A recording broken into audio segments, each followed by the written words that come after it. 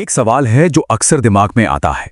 भारत जो 3 तरफ से समुद्र से घिरा है, वहां पानी की इतनी किल्लत आखिर क्यों हो सकती है? तो आज हम इसी गुत्थी को सुलझाने की कोशिश करेंगे। क्या समुद्र का खारा पानी वाकई भारत का जल भविष्य बन सकता है? जरा इस नंबर पर एक नजर डालिए। 60 करोड़। ये कोई छोटा मोटा आंकड़ा नहीं है। ये उन लोगों की गिनती है जो भारत में रोज, जी हां रोज, पानी के भयानक संकट से जूझते हैं। सच कहूं तो ये एक तरह का राष्ट्रीय आपातकाल है और ये संकट लगातार बढ़ता ही जा रहा है। तो सवाल ये उठता है कि आखिर हम इस हालात तक पहुंचे कैसे? चलिए थोड़ा गहराई में जाकर इस संकट की जड़ों को समझने की कोशिश करते हैं। देखिए, इसके पीछे ना कोई एक अकेली वजह नहीं है। ये कई चीजों का मिला जुला असर है। एक तरफ हम जमीन के नीचे का पानी बेतहाशा निकाल रहे हैं, दूसरी तरफ हमारी नदियां और झीलें वो प्रदूषित होती जा रही हैं।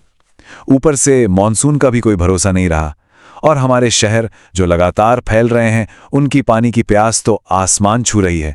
मतलब सब कुछ एक साथ हो रहा है। लेकिन इस पूरी गंभीर तस्वीर के बीच एक उम्मीद की किरण भी है। एक ऐसा समाधान जो सीधे हमारे विशाल महासागरों से जुड़ा है।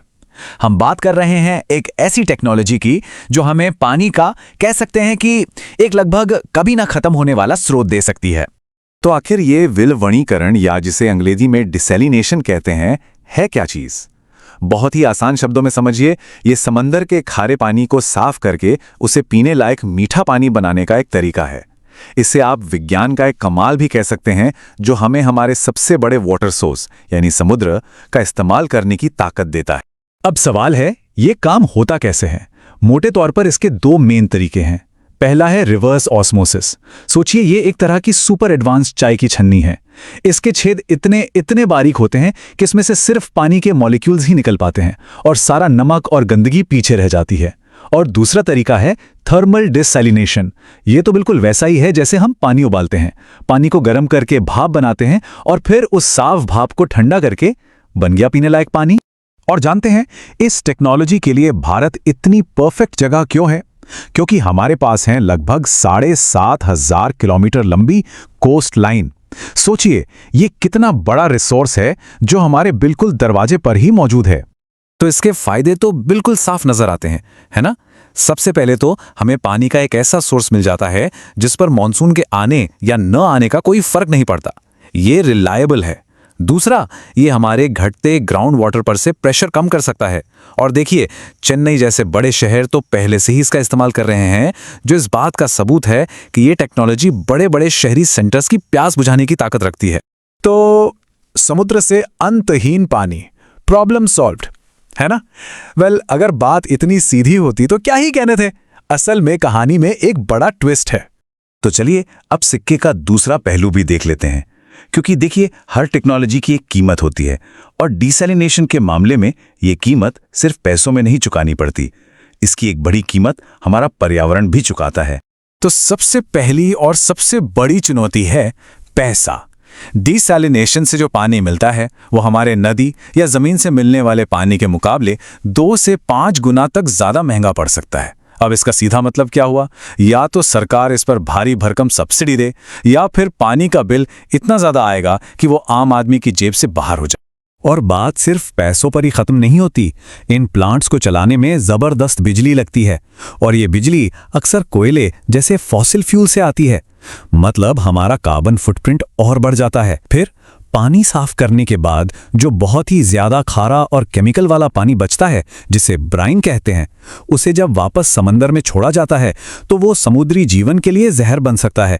और हाँ, एक बहुत जरूरी बात, ये समाधान सिर्फ कोस्टल इलाकों के लिए है। देश के अंदरूनी हिस्सों की प्यास इससे कैसे बुझेगी?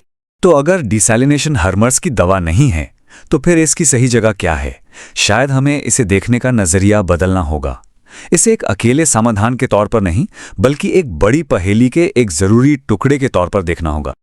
ये जो बात कही गई है, ये पूरी बहस का निचोड़ है कि हाँ, डिसैलिनेशन तटीय शहरों के लिए एक लाइफलाइन साबित हो सकता है, लेकिन ये पूरे देश के लिए कोई सिल्वर बुलेट या जादुई छड़ी नहीं है। ये हमारे टूल बॉक्स में एक बहुत जरूरी औजार है, पर यह अकेला औजार नहीं हो सकता। तो फिर असली पूरा समाधान कैसा दिखेगा? वो कुछ इस तरह का होगा। इस चार्ट को देखिए, ये बहुत कुछ साफ कर देता है। डिसैलिनेशन इस पूरी स्ट्रैटेजी का सिर्फ एक छोटा सा, मान लीजिए 10% हिस्सा है। असली बड़ा बदलाव कहां से आएगा?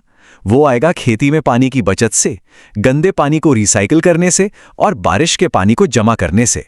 ये सब मिलकर समाधान का 80% से भी ज्यादा हिस्सा बनाते हैं। इसका मतलब यह है कि हमें अपने पूरे टूल किट का इस्तेमाल करना होगा, किसी एक औजार पर निर्भर नहीं रहना। हमें बारिश की एक एक बूंद को सहेजना होगा। जो पानी इस्तेमाल हो चुका है उसे साफ करके दोबारा इस्तेमाल में लाना होगा। खेती में जो पानी बर्बाद होता है उसे रोकना होगा। और सबसे सबसे जरूरी, हमारी जो नदियां और जमीन के नीचे का पानी है उसे बचाना होगा, उसे फिर से जिंदा करना होगा।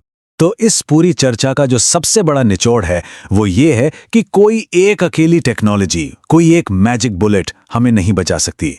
असली जवाब छिपा है बैलेंस में। नई टेक्नोलॉजी और हमारे पारंपरिक ज्ञान के बीच संतुलन, बड़े बड़े प्लांट्स और जमीनी स्तर पर संरक्षण के छोटे छोटे प्रयासों के बीच संतुलन। और हम आपको इसी एक सवाल के साथ छोड़े जाते हैं।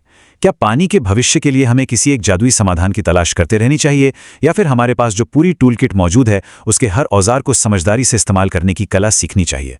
शायद हमारे भविष्य का रास्ता इसी दूसरे विकल्प में छिपा है।